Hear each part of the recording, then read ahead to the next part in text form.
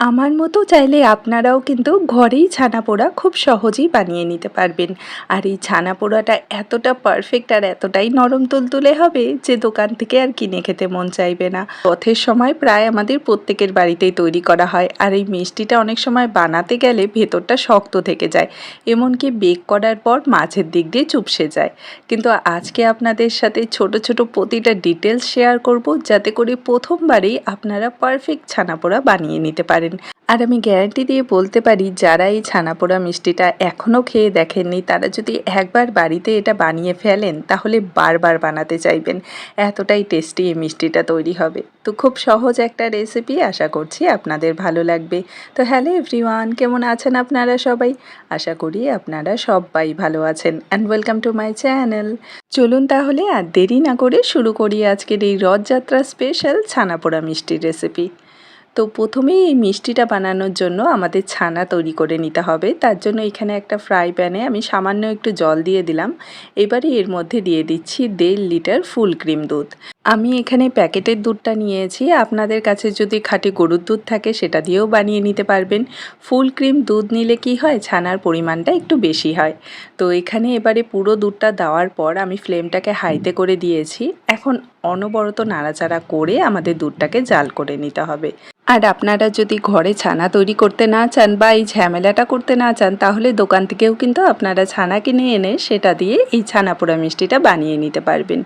তো এবারে নাড়াচাড়া করে দিয়েছি, এখন শুধু অপেক্ষা করতে হবে দুধটা ফুটে ওঠা পর্যন্ত। আর যখনই দেখবেন যে দুধটা একবার ভালো করে ফুটে গেছে, ব্যাস ফ্লেমটাকে অফ করে দিতে হবে। এই দুধটা কিন্তু জাল করে বেশি ঘন করার কোনো প্রয়োজন নেই।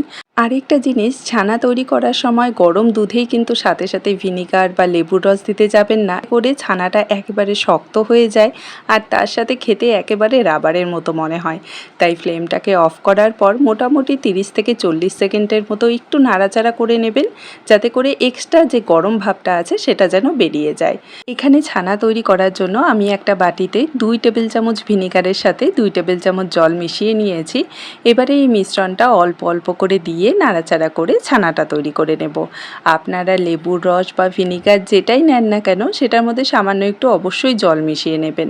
তো এখানে দেখুন আমার পুরোটাই মিশ্রণটা লেগে গেছে এই ছানাটা তৈরি করতে। আর আস্তে আস্তে দেখুন ছানাটা কিন্তু খুব সুন্দরভাবে কেটে গেছে, জলটা আলাদা হয়ে গেছে আর ছানাটাও আলাদা হয়ে গেছে। আর এভাবে ছানা তৈরি করলে দেখবেন একদম 100% পারফেক্ট নরম সফট ছানা তৈরি হয়ে যাবে।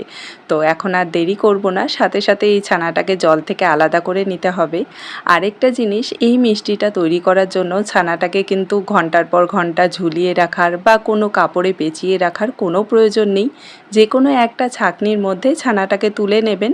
তারপর কোনো রকম চাপ না দিয়ে নিজে থেকেই যতটা জল এখানে ঝরে যাবে একাই ততটা জল ঝরিয়ে নিতে হবে। ঠিক আছে, খুব বেশি কিন্তু শুকনো করা যাবে না। আর অবশ্যই ছানাটাকে 1-2 বার নর্মাল জল দিয়ে ভালো করে ধুয়ে নেবেন, এতে করে ভিনিগারের যে স্মেলটা সেটাও চলে যাবে। তো এখানে আমি ছানাটাকে ধুয়ে নিয়েছি আর এখন আপনাদের ছানাটা দেখাচ্ছি কতটা সফট হয়েছে। আশা করি আপনারা দেখেই বুঝতে পেরেছেন। চলুন এবার পরে কি করতে হবে সেটা দেখে নিই। তো এখন একটা মিক্সিং বোলে আমি পুরো ছানাটা নিয়ে নিচ্ছি।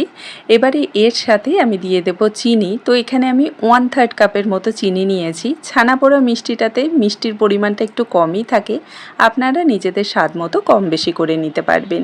সাথেই দিয়ে দিচ্ছি এখানে 2 টেবিল চামচ সুজি।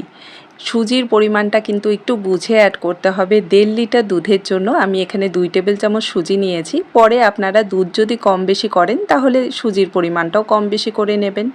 আচ্ছা, 2 টেবিল চামচ এখানে গুঁড়া দুধও দিয়ে দিলাম, যাতে করে এই ছানা পোড়ার মিষ্টিটার টেস্ট আরও দ্বিগুণ হয়ে যায়।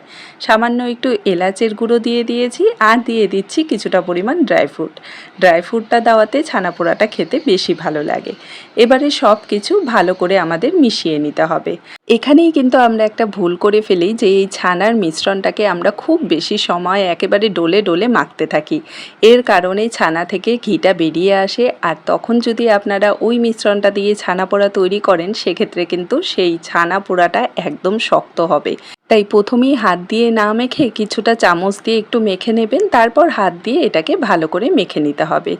খুব বেশি সময় লাগবে না, কিছুক্ষণের মধ্যেই দেখবেন যে চিনিটা পুরো গলে যাবে আর তখনই কিন্তু মাখাটা বন্ধ করে দিতে হবে। এখানে দেখুন আমি ভালো করে ছানাটাকে মেখে নিয়েছি আর এই মিশ্রণটা কিন্তু একটু সফট হবে, খুব বেশি পাতলাও না আবার খুব বেশি শক্তও না, ঠিক আছে? যেমন আমরা সুজির কেক তৈরি করার সময় সুজির ব্যাটারটা বানাই, ঠিক সেমনই এই মিশ্রণটাকে তৈরি করে নিতে হবে। তো এবারে আমাদের ছানা পোড়া তৈরি করার জন্য মিশ্রণটা কিন্তু রেডি হয়ে গেছে। এটাকে এখন চলুন সাইডে রেখে দিচ্ছি। আগে আমরা যেটাতে ছানা পোড়াটা তৈরি করব সেই মোলটা রেডি করে নিই। তো এখানে আমি একটা কেক টিন নিয়েছি, আপনারা কিন্তু যে কোনো স্টিলের বাটিতে বা থালাতেও কিন্তু এই ছানা পোড়াটা বানিয়ে নিতে পারবেন। আর যদি হাতের কাছে বাটার পেপার থাকে তাহলে সেটা দিয়ে দেবেন, এতে করে ছানা পোড়াটা খুব সহজেই মোল থেকে বেরিয়ে আসবে। যদি বাটার পেপার না থাকে তাতেও কোনো অসুবিধা নেই, নর্মাল সাদা কাগজও দিয়ে দিতে পারবেন। এবারে হাফ চামচের মতো ঘি নিয়ে আমি মোলটাতে ব্রাশ করে দিচ্ছি। এখন সম্পূর্ণ মিশ্রণটা, ছানার মিশ্রণটা এই মোল্ডের মধ্যে ঢেলে দেব আর তারপর এটাকে ভালো করে ছড়িয়ে দিতে হবে, যাতে কোনো জায়গায় যেন কোনো রকম ফাঁকা না থাকে, ঠিক আছে? আমি চেষ্টা করেছি ছোট ছোট প্রতিটা ডিটেলস আপনাদের সাথে শেয়ার করার, যাতে আপনারা যখন এই ছানা পোড়া মিষ্টিটা বাড়িতে তৈরি করবেন প্রথমবারেই যেন একদম পারফেক্ট হয়। তো এখানে দেখুন আমি ভালো করে ছানার মিশ্রণটা ছড়িয়ে দিয়েছি, একটু ট্যাপ করে দিয়েছি যাতে সব জায়গায় ভালো করে বসে যায়। এবারে হাফ চামচের মতো ঘি নিয়ে ওপর দিয়ে একটু ঘিটাকে ছড়িয়ে দেব। এতে করে কি হবে, ছানা পোড়াটা আরও বেশি সফট হবে আর তার সাথে ঘিয়ের খুব সুন্দর একটা ফ্লেভারও চলে আসবে। তো ব্যাস, এখানে কিন্তু আমাদের ছানা পোড়াটা বেক করার জন্য একদম তৈরি। আর এটাকে বেক করার জন্য কোনো রকম ওভেনেরও প্রয়োজন হবে না। এখানে দেখুন আমি একটা ফ্রাই প্যান ঢাকা দিয়ে, মানে 5 মিনিটের মতো ঢাকা দিয়ে মাঝারি আঁচে একটু প্রিহিট করে নিয়েছি। এবারে ছানা পোড়ার যে মোলটা আছে সেটা বসিয়ে দেব আর তারপর এটাকে ঢাকা দিয়ে একদম লো আঁচে আমাদের 20 মিনিটের মতো এটাকে বেক করতে হবে, ঠিক আছে? আমি একটু হালকা কালারেরই ছানা পোড়াটা খেতে বেশি পছন্দ করি। আপনারা যদি কালারটা একটু ডিপ চান বা পোড়া পোড়া ভাবটা একটু বেশি পছন্দ করেন তাহলে 25 থেকে 30 মিনিটের মতো এটাকে বেক করে নিলেই হয়ে যাবে। তো এখানে আমি 20 মিনিটের মতো এটাকে বেক করে নিয়েছি আর এই যে দেখুন সাইড দিয়ে খুব সুন্দর একটা গোল্ডেন কালার চলে এসেছে, তার মানে এটা খুব সুন্দরভাবে বেকও হয়ে গেছে আর ওপরটাও কিন্তু একদম ঠিকঠাকভাবে কুক হয়েছে। তো এখন এটাকে সাথে সাথেই কিন্তু মোল্ড থেকে বের করতে যাবেন না, পুরোপুরি ঠান্ডা হয়ে গেলে দেখবেন সাইডগুলো একাই ছেড়ে আসবে। তখন জাস্ট এই মোল্ডটার উপরে একটা প্লেট বসিয়ে উল্টে দেবেন, তাহলে দেখবেন খুব সহজে এই ছানা পোড়াটা মোল্ড থেকে বেরিয়ে আসবে। এই যে দেখুন, আর আমরা যেহেতু একটা বাটার পেপার লাগিয়ে দিয়েছিলাম তাই মোল্ডের মধ্যে কিন্তু কোনোভাবেই এটা লেগে ধরেনি। আর কতটা সুন্দর, কতটা পারফেক্টভাবে এটা বেক হয়েছে কোনো রকম ওভেন ছাড়া, আশা করি আপনারা দেখেই বুঝতে পারছেন। এবারে চলুন আপনাদের কেটে দেখিয়ে দিচ্ছি যে এই ছানা পোড়াটা কতটা সফট হয়েছে। আমি গ্যারান্টি দিয়ে বলতে পারি এই রেসিপি ফলো করে যতবারই আপনারা এই মিষ্টিটা তৈরি করবেন প্রতিবারই 100% পারফেক্ট হবে। না দুধ, চিনি কোনো কিছুই নষ্ট হবে না। আর প্রতিটা ছানা পোড়া দেখুন কত সুন্দর লাগছে দেখতে। আমি ছোট ছোট স্কোয়ার শেপে এটাকে কাট করে নিয়েছি আর এই যে দেখুন কতটা সফট হয়েছে, মুখে দিলে একেবারে মিলিয়ে যাবে, এতটা নরম তুলতুলে এই ছানা পোড়া মিষ্টিটা তৈরি হবে। তো আজকের এই রেসিপিটা যদি আপনাদের ভালো লেগে থাকে আমাকে কমেন্টে জানাতে কিন্তু একদমই ভুলবেন না। দেখা হবে আরেকটি নতুন সহজ রেসিপি নিয়ে। ভালো থাকবেন, সুস্থ থাকবেন। Bye bye.